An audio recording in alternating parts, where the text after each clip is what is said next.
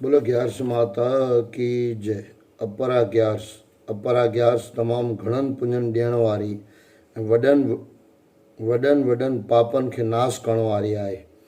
हीअ वेसाख कृष्ण पक्ष जे 23-24 तारीख़ थींदी आहे।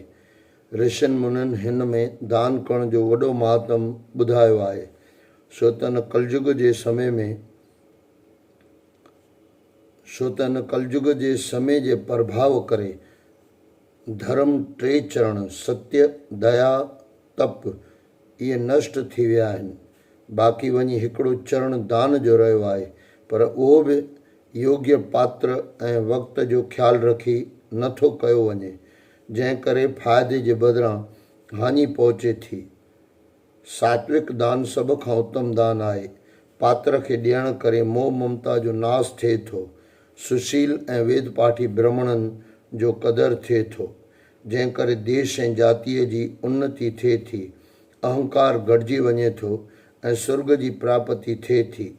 श्री कृष्ण भॻवानु थो चवे, युधिष्ठिर, हीअ अपरा ग्यारस अपार बलनि ॾियण वारी आहे। हिन में उपवास रखण करे ब्रह्म हत्या, गौ हत्या, पर निंदा, पर स्त्री गमन आदिक पाप हिकदम भस्म थी वञनि था। घटि तोर तोड़ण वारा, राज दरबार में कूड़ी शाहिदी ॾियण वारा, गपोड़ेबाज, ज्योतिषी नाले जा नीम तबीब भी सभिनी पापनि खां छुटी मुक्त थी वञनि था। जेके खत्री सूरमा जुद्ध जे विर्त रखण करे उन्हनि जी बि मुक्ति थिए थी। विद्या पढ़ी गुरुअ जे गिला करण वारा महापापी भी मुक्तिअ जी मौज माणनि था। हे राजन, हाणे हिन उपवास जो फल ॿुध। हाणे हिन उपवास यानी ग्यारस जो फल ॿुध।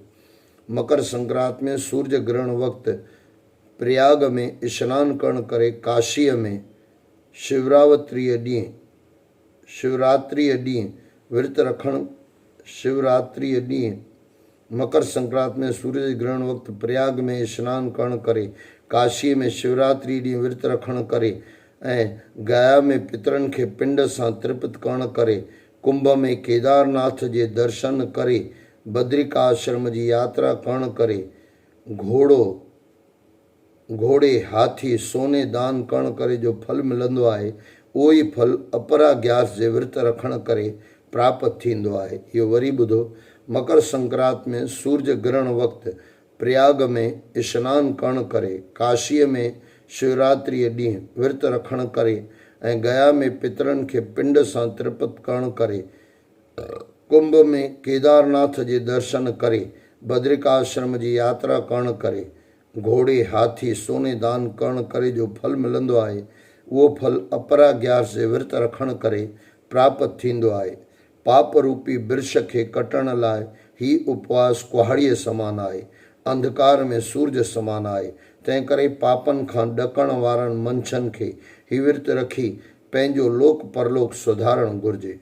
हिन जे पढ़ण ॿुधण सां सभई पाप नाश थी वञनि था। सलोक।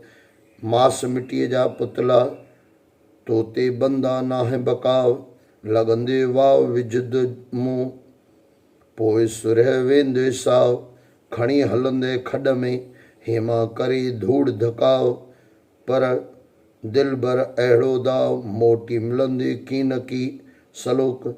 मास मिटीअ जा पुतला, तोते बंदा नाहे बकाव, लॻंदे वाव विजुद मूं, पोइ सुरह वेंदे साव, खणी हलंदे खॾ में, हेमा करे धूड़ धकाव, पर दिल भर अहिड़ो दाव, मोटी मिलंदे की न की। बोलो सदगुरुदेव भगवान की जय। ग्यारस माता की जय। आज के आनंद की जय। आयो लाल कयो झूलेलाल।